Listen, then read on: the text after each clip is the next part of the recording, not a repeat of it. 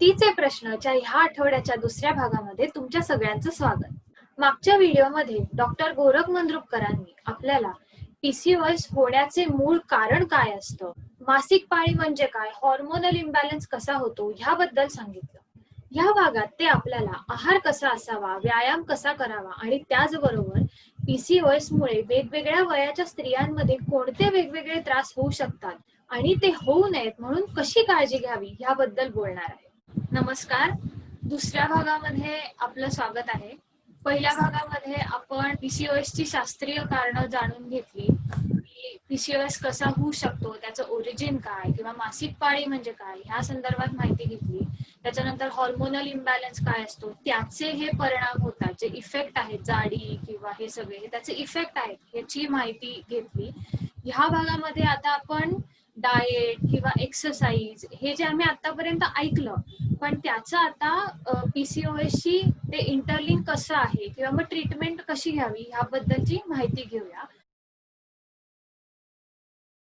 तर माझा आता पहिला प्रश्न असा आहे की जे डाएट वगैरे हा प्रकार आहे की लोक पीसीओएस असताना किंवा नेहमी हेल्दी मुली सुद्धा क्रॅश डाएट्स असतात किंवा असे वेगवेगळ्या प्रकारचे आहेत, तर त्याच्याबद्दल तुम्ही काय सांगाल किंवा पीसीओएस मध्ये डाएट कसं असावं किंवा बॅलन्स डाएट काय असावं त्याच्याबद्दल काय सांगाल? सगळ्यात महत्वाची गोष्ट की आपण जेव्हा तिच्या मागच्या भागामध्ये आपण पीसीओएसच्या कारणांचा अभ्यास केला तेव्हा आपल्या असं लक्षात आलं की प्रमाणापेक्षा जास्ती वाढलेली चरबी आणि सकस व्यवस्थित असा अन्न पुरवठा नसणे, डाएट नसणे आणि लॅक ऑफ एक्सरसाइज ही त्याची मुख्यत्वे करून खरी कारणं आहेत की ज्यामुळं याचं प्रमाणापेक्षा जास्ती वाढलेलं आहे.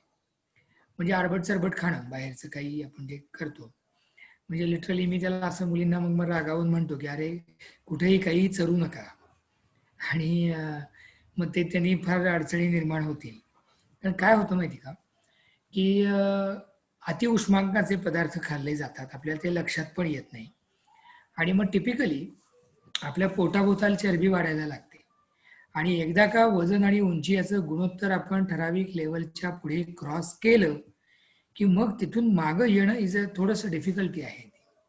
म्हणजे आणि मधल्या कालावधीमध्ये असं एक फॅड होतं की खाते पिते घर की लडकी, भरपूर तिला खाऊ दे पिऊ दे मस्त असू दे. पुन्हा कालावधीमध्ये आलं की नाही ती शेपमध्ये हवी. पुन्हा असं आलं की नाही ती झिरो फिगर पाहिजे. आणि पुन्हा आता असं आलंय की सगळे म्हणतात काय नाही म्हणे, आम्ही आहे तसे आहे, ते आम्ही भारी आहे. हे असं नाही. म्हणजे खरं जर कसं आहे की ठीक आहे, म्हणजे आता कुणाच्या रूपावरून काही बोलू नये याच्याविषयी मी पण मताचं म्हणजे माझंही तेच मत आहे की कुणी एखादा जाड असेल तर त्याला बेडम म्हणून म्हणायची काही गरज नाही, दॅट इज रॉंग. पण आपल्याला जर हेल्दी आणि आरोग्यदायी राहायचं असेल तर आपल्याला निश्चितच जाडी नको आहे, कारण जाडी हा आजार मानला गेलेला आहे. आणि आता तर अगदी जर आपण जागतिक आरोग्य संघटनेचा WHO जर तुम्ही साईट बघितली तर तिथे तुमच्या लक्षात येईल की आता आम्ही ओबेसिटीला इपिडेमिक म्हणतोय. म्हणजे इपिडेमिक त्याची साथ आलेली आहे, एवढं प्रमाणापेक्षा जास्ती ही जाडी वाढलेली आहे. आणि प्रमाणापेक्षा जाडी असण्यामुळं सगळ्याचे धोके वाढले. म्हणजे डायबिटीज व्हायचा धोका वाढलाय, पॉलिसिस्टिक ओव्हरी सिंड्रोम व्हायचा धोका वाढलाय. समजा जर तुम्ही इव्हन तुम्ही आता लग्नाच्या आधी विचार करताय मुलींच्या बाबतीत तर पाळी बिघडण्याचा धोका आहे. त्यानंतर हे सगळे कॉम्प्लिकेशन याचा धोका आहे, तोंडावरती नको ते केस वगैरे. प्रेग्नन्सीमध्ये पहिली गोष्ट, प्रेग्नन्सी राहायला प्रॉब्लेम, राहिल्यानंतर सुद्धा तिथे अबॉर्शन्स होणे वारंवार. इतरांच्या तुलनेमध्ये जाड माणसांच्या मध्ये याचं प्रमाण प्रमाणापेक्षा जास्ती आहे. साखर वाढणे गरोदरपणामध्ये ब्लड प्रेशर वाढणे, त्याचा झटका येणे, म्हणजे एकलांशासारखी कारण आहेत की ज्याच्यामुळं लिटरली आपल्या भारताचा जर विचार आपण केला तर जवळजवळ 4-4.5 लाख महिलांना एकलांशासारखे आजार होत आहेत. सो त्याचं पुन्हा कारण तिथे आहे. भविष्यामध्ये जाऊन गर्भाशय, अंडाशय, त्याचे कॅन्सर्स, त्याचं प्रमाण या जाड महिलांच्या मध्ये जास्ती आहे. स्तनांचं कर्करोगाचं प्रमाण पुन्हा जास्ती आहे. म्हणजे त्यामुळं आपण जाडीकडे असं नाही काहीतरी असं म्हणून बघून नाही चालणार. We have to keep it in control. आणि यासाठी दोनच गोष्टी आपण लक्षात ठेवल्या पाहिजेत. ते एक म्हणजे संतुलित आहार आणि दोन म्हणजे एक्सरसाइज.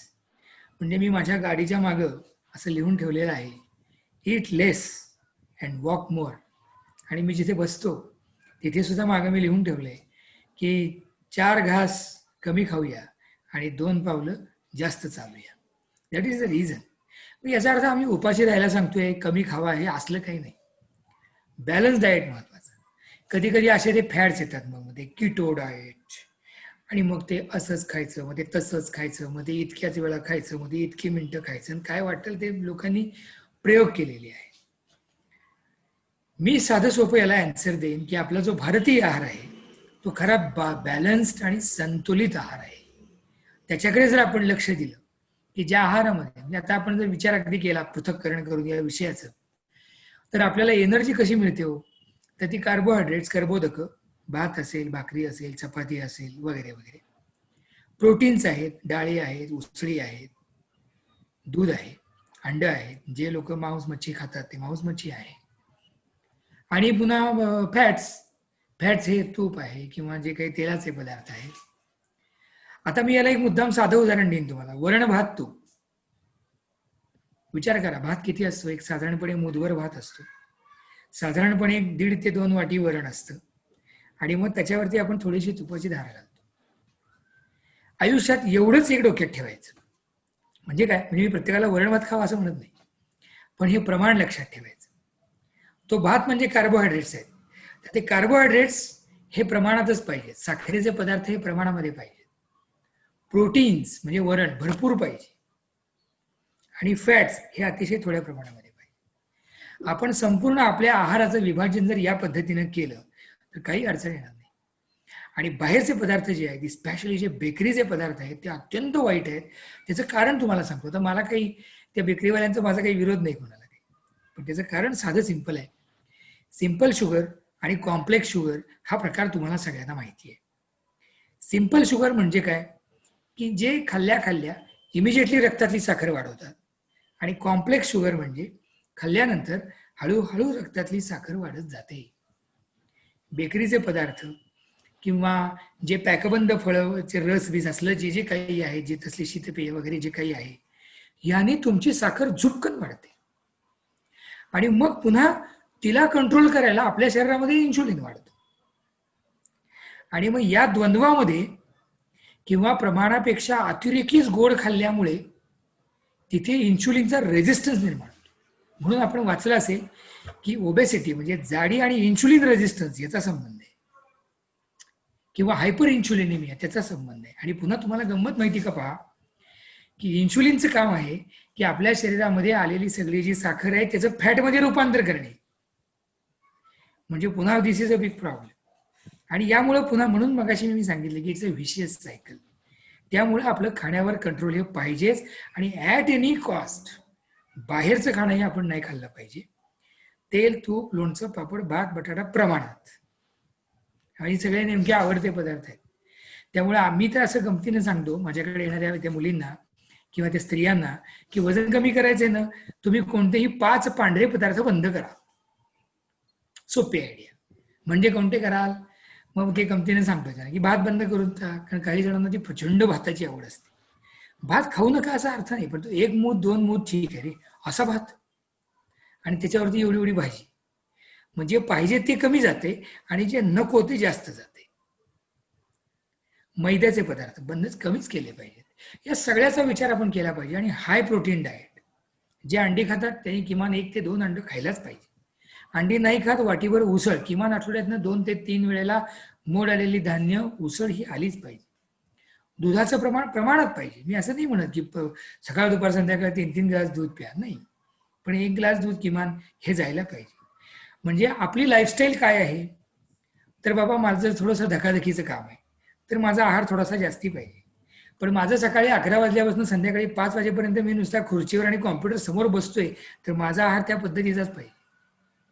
नाहीतर मग माझा भाऊ जो चांगला खेळाडू आहे त्याचा आहार, आणि मी डॉक्टर आहे आणि मी मस्तपैकी आपला दवाखान्यात 8 तास बसून आहे, आमच्या दोघांचा जर आहार सेम असेल तर मला जास्ती कॉम्प्लिकेशन होणार आहेत. कारण तो ते व्यायाम छान करतो, तर त्याचे जे काही कॅलरीज आहेत त्या चांगल्या जळणार आहेत. याचा विचार आपण केला पाहिजे. दुसरा जो मुद्दा आहे तो मुद्दा आहे व्यायामाचा. आता व्यायाम म्हणजे काय, आता बऱ्याच जणांना मी हसून सांगतो की नुसतं आपलं ते असं असं व्यायाम काहीतरी करायचा, किंवा ते चालायला गेलं म्हणजे असं फारच लोकांना वाटतं की मी दिव्य गेलं. व्यायाम काय करता विचारलं की सगळ्या मला महिला सांगतात की मी चालायला जाते. म्हणलं अगं ते उगीच हळदीकुंकवाला गेल्यासारखं चालायला जाऊन त्याचा काही उपयोग होत नाही. ते चालायला कसं पाहिजे, it has to be a kinetic exercise, की घाम आला पाहिजे. म्हणजे साधारणपणे असं साधं साधं सांगतो की बाई तू नेहमी चालतेस ना, की बाबा मी 15 मिनिटामध्ये 1-2 किलोमीटर चालते, किंवा अर्ध्या तासामध्ये 2 किलोमीटर चालते. मी म्हणतो 15 मिनिटात चाल. Brisk walk, yes. Jogging, yes. Cycling, yes. Swimming, yes. जोर उठा बशा, त्यानंतर आपला सूर्यनमस्कार. बरेच जण सांगतात की व्यायाम काय करतेस, मग ते सांगतात मी अनुलोम विलोम करते. अरे ते योगाचे प्रकार आहेत, ते श्वासाचे व्यायाम आहेत. श्वासाचे व्यायाम म्हणजे मग व्यायाम केले फुसफुस करून ते तसं त्याचा उपयोग नाही. ते व्यायाम वेगळ्या करण्याकरता आहेत. योगाभ्यास हा वेगळ्या कारणांकरता आहे. त्यानंच केवळ जर आपल्या शरीराचं असं होत नाही. एरोबिक्स इज अ गुड व्यायाम. बऱ्याच वेळा मग काही जण म्हणतात की नाही मग ते करू नाही, मग घराच्या बाहेर जायला होत नाही. ठीक आहे, सगळ्या जणांच्याकडे अँड्रॉइड आहेत. जवळजवळ आता व्हॉट्सअपची कोट्यावधीची खाती आहेत, म्हणजे सगळ्यांकडे अँड्रॉइड आहेत. मग आपण घरामध्ये छोटीशी समजा एक 3-4 गाणी लावली आणि शास्त्रोक्त डान्स केला तर काही अवघड आहे का? उलट नृत्याचा जो व्यायाम आहे, एरोबिक्सचा जो व्यायाम आहे, तो अतिशय चांगला, कारण तो प्रत्येक जण आनंदाने करतो. मी डान्स करतो आणि मला आनंद होत नाही असा माणूस भेटणं हे अवघडच आहे. म्हणजे जगात असं कुणी नाही की सगळ्यांना नृत्य करताना खूप आनंद होतो. तर तसा व्यायामाचं डिझाईन आपण केलं पाहिजे. सायकलिंगच्या व्यायामाचा आपण डिझाईन करू शकतो. जवळ एखादी टेकडी असेल तर ती चढायचा व्यायाम, म्हणजे अशा प्रकारचे व्यायाम ज्यांनी कायनेटिक एक्सरसाइजेस होतील असे व्यायाम केले पाहिजेत. मग ते व्यायाम कधी करावेत? नाही मग मी 2 तारखेला एकदा गेले होते आणि मग पुन्हा 20 तारखेला एकदा जाऊन आले, असं नाही. त्या व्यायामाचं सुद्धा सातत्य हवं. जसं आहाराचं सातत्य हवं तसं हे व्यायामाचं सुद्धा सातत्य हवं. कधीतरी शनिवार रविवार बाबा मी गॅप दिलाय, फाईन, पण मी शनिवार रविवारीच व्यायामाला जातो आणि इतर वेळेला फक्त तेव्हा ऑफिसला पळतो किंवा पळते, दॅट इज व्हेरी रॉंग. आपण थोडा का विना हा वेळ हा व्यवस्थित आपल्या आहार आणि व्यायामाला दिलाच पाहिजे. याद्वारे नक्की you can prevent polycystic ovary syndrome. आणि समजा झाला असेल तर त्याला ट्रीटमेंट सुद्धा काय आहे आम्ही तीच सांगतो, की तुमचं जे काही वजन आहे, समजा एखादी जर मुलगी जाड असेल तर तुमच्या वजनातलं 10 ते 20% वजन कमी करा. ताबडतोब तुम्हाला रिझल्ट येतील. ज्या मुलींच्या बाबतीत ओव्ह्युलेशन होत नाही त्या मुलींच्या बाबतीत ओव्ह्युलेशन व्हायला चालू होतं. त्यांची पाळी तत्काळ व्यवस्थित चालू व्हायला लागते 1-2 ते 3 महिन्यामध्ये, जर त्यांनी 10 ते 20% वजन कमी केलं तर. ज्यांना प्रेग्नन्सीमध्ये काही ट्रीटमेंट हवे असतात त्यांच्या बाबतीत सुद्धा, प्रेग्नन्सी पाहिजे म्हणून त्यांच्या बाबतीत सुद्धा डाएट आणि व्यायाम आणि मग आमची काही हॉर्मोनल काही ट्रीटमेंट ज्यांना गरजेचे आहेत त्याद्वारे आपण प्रिव्हेन्शन आणि ट्रीटमेंट दोन्ही करू शकतो.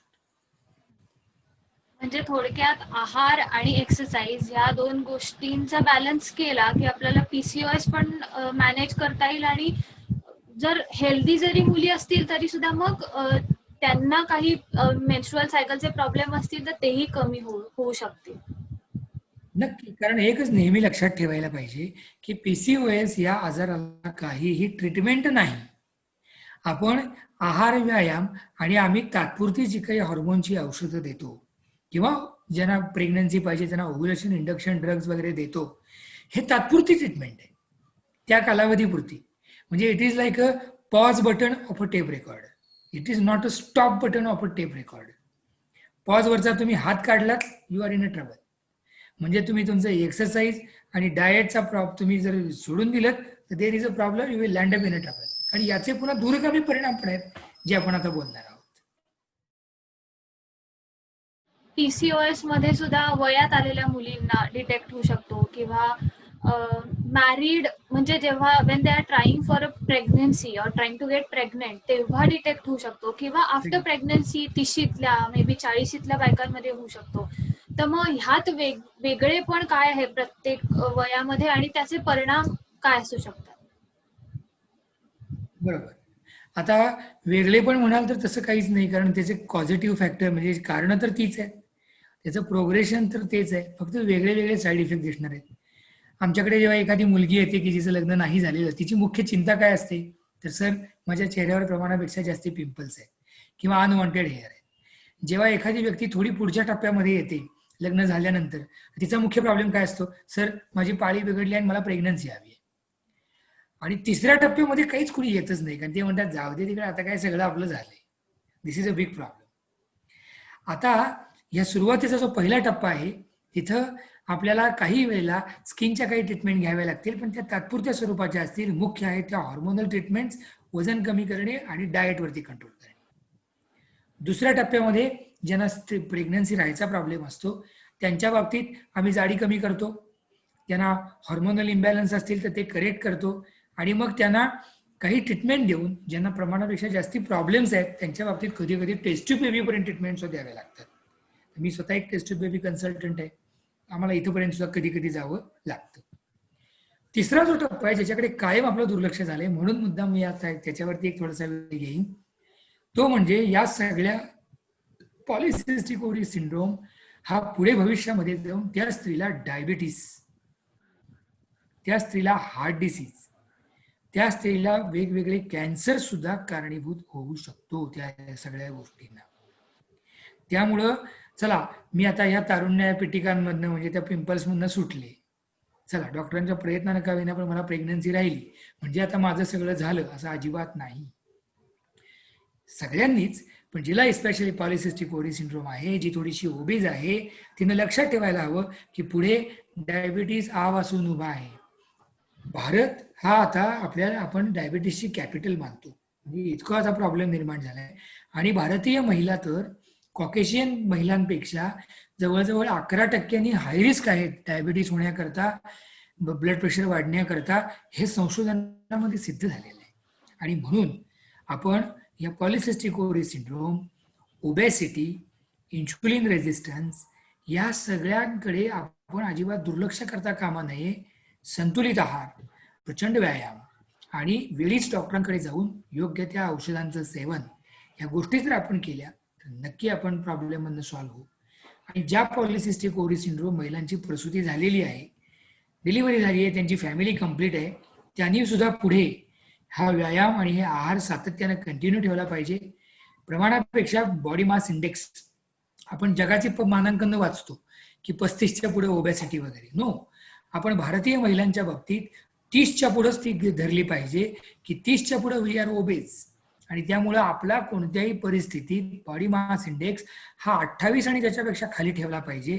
आयडियली 23.5 आहे. ह्याकडे सातत्यानं आपलं लक्ष राहिलं तर आपल्याला या पॉलिसिस्टिक ओव्हरी सिंड्रोमचे दूरगामी परिणाम होणार नाही.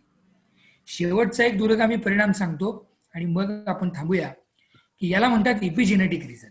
म्हणजे काय, की समजा आता मी एक महिला आहे आणि मला पॉलिसिस्टिक ओव्हरी सिंड्रोम आहे, किंवा मला डायबिटीस आहे, मला हार्ट डिसीज आहे, किंवा मला जाडी आहे, तर माझ्या पोटातल्या बाळाला सुद्धा, जर मला मुलगी झाली तर तिला म्हणजे माझ्या पोटामध्ये असणाऱ्या बाळाला पॉलिसिस्टिक ओव्हरी सिंड्रोम व्हायचा धोका आहे. जर तो मुलगा असेल तर त्याला सुद्धा diabetes, blood pressure, heart disease व्हायचा धोका हा इतर महिलांच्या मानाने जास्त आहे. त्यामुळं मी माझ्याबरोबर माझ्या पुढच्या अपत्याचा सुद्धा विचार केला पाहिजे, असं माझं प्रत्येक स्त्रीला हे सांगणं आहे. किंबहुना नुसतं स्त्रिया नाही तर सर्वांनीच इट लेस, वॉक मोर, 2 पावलं जास्त, 4 पावलं जास्त चालूया, 2 घास कमी खाऊया. आणि शेवटी सगळ्या मुलींना मला एक महत्वाची गोष्ट सांगायची आहे, एक महत्वाची गोष्ट. आता मी एक टेस्ट ट्यूब बेबी स्पेशालिस्ट आहे, म्हणून की या करिअरच्या नादामध्ये आणि तिथल्या वातावरणामुळे बऱ्याच जणींना ही खाण्यापिण्याच्या विचित्र सवयी लागतात, लॅक ऑफ एक्सरसाइजची सवय लागते. आणि त्या करिअरच्या नावाखाली बऱ्याच जणांनी फार प्रमाणापेक्षा उशिरा लग्न हा एक मुळा अलीकडे आपल्या भारतामध्ये, जसं फार लवकर लग्न हा भेडसावणारा प्रॉब्लेम आहे, तसा अर्बन पॉप्युलेशनमध्ये फार उशिरा लग्न हा एक भेडसावणारा प्रॉब्लेम आहे. आणि तिथे त्यात जर समजा तिला पॉलिसिस्टिक असेल आणि तो जर फुलब्लोन सिंड्रोम झाला असेल ऑलरेडी, तर मग इट इज व्हेरी डिफिकल्ट. त्यामुळे शेवटचा एक मंत्र देऊन मी थांबतो. तो मंत्र असा आहे की ज्या त्या वयात जिंकते, ज्या त्या वयामध्ये त्या त्या गोष्टी जर व्यक्तींनी केल्या तर पुढे अडचणी येणार नाहीत.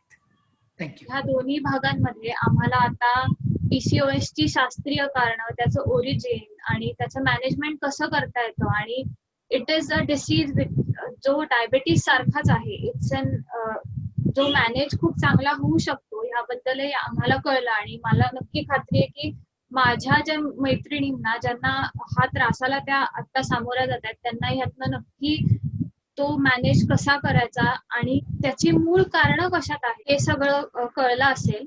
तर तुम्ही आलात आणि आम्हाला या दोन्ही भागांमध्ये इतकी छान माहिती सांगितली आणि थोडक्यात आमचा अख्खा हा पीसीओएस चला पीसीओएस मुक्त होऊया यामध्ये ह्याची आम्हाला अशी समरी मिळाली त्याबद्दल खूप खूप धन्यवाद. मला किंवा माझ्या इतर मैत्रिणींना जर तुमच्याशी कॉन्टॅक्ट करायचा असेल किंवा त्यांना काही प्रश्न असतील तर तुमच्याशी कसा आमचा संपर्क होऊ शकतो?